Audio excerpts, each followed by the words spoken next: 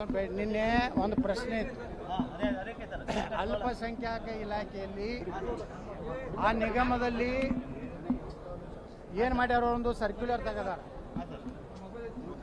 ಯಾವುದೇ ಅನುದಾನ, ಯಾವುದೇ ಯೋಜನೆಗಳು ಅಲ್ಪಸಂಖ್ಯಾತ ಇಲಾಖೆಯಿಂದ ಬರುವಂಥ ಯೋಜನೆಗಳಲ್ಲಿ 80% ಮುಸ್ಲಿಮರಿಗೆ, 10% ಕ್ರಿಶ್ಚಿಯನ್ರಿಗೆ, 10%ನಲ್ಲಿ ಜೈನರು, ಬೌದ್ಧರು, ಸಿಖ್ರು, ಪಾರ್ಸಿಗಳು, ಹಿಂಗೆ ವರ್ಗೀಕರಣ ಮಾಡ್ಯಾರ.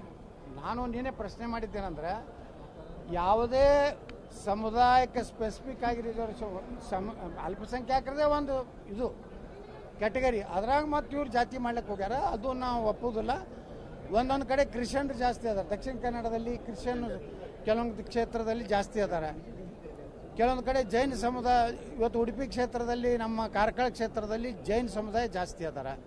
ನೀವು 80-10 ರೇಷಿಯೋ ಮಾಡಿದ್ರೆ ಆ ಜೈನ ಸಮುದಾಯಕ್ಕೂ ಅನ್ಯಾಯ ಆಗ್ತದೆ, ಕ್ರಿಶ್ಚಿಯನ್ ಸಮಾಜಕ್ಕೂ ಅನ್ಯಾಯ ಆಗ್ತದೆ. ಅದಕ್ಕೆ ನಾವು ಹೇಳಿದ್ದೇನೆಂದರೆ, ವಿಧಾನಸಭಾವಾರು ಯಾವ್ಯಾವ ಅಲ್ಪಸಂಖ್ಯಾತ ಸಮುದಾಯಗಳದಾವು, ಜೈನರಿರ್ಬೋದು, ಸಿಖ್ರಿರ್ಬೋದು, ಪಾರ್ಸಿಗಳಿರ್ಬೋದು, ಕ್ರಿಶ್ಚಿಯನ್ರು, ಆ ಪರ್ಸೆಂಟೇಜ್ ಮ್ಯಾಗ ಅವ್ರಿಗೆ ಏನು ಅವರ ಸೌಲಭ್ಯಗಳನ್ನು ಕೊಡ್ಬೇಕಾಗ್ತದೆ. ಇವತ್ತು ಜಮೀರ್ ಅಹ್ಮದ್ ಖಾನ್ ಬೆಳಿಗ್ಗೆ ಕರೆಸಿದ್ರು, ಅವರ ಎಲ್ಲ ಅಧಿಕಾರಿಗಳು ಬಂದಿದ್ದರು. ನಾವು ಹೋಗಿದ್ದೆ ಅವ್ರ ಕಚೇರಿಗೆ, ಸರ್ಕಾರಿ ಕಚೇರಿಗೆ ಹೋಗಿದ್ದೆ.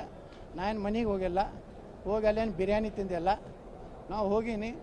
ನನ್ನ ಕ್ಷೇತ್ರದ್ದು ಒಂದಿಷ್ಟು ಮನೆಗಳು ಅವರು ಡಿಲೀಟ್ ಮಾಡಿದರು. 1285 ಮನೆ, ಅದನ್ನು ಪುನರ್ ಇದು ಮಾಡಬೇಕಂತೇಳಿ ಪತ್ರ ಕೊಟ್ಟಿದ್ದೀನಿ.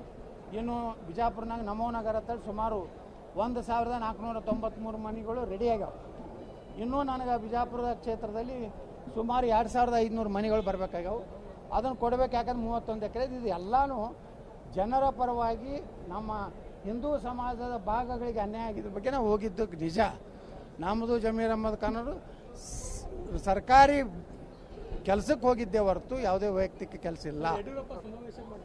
ಮಾಡಲಿ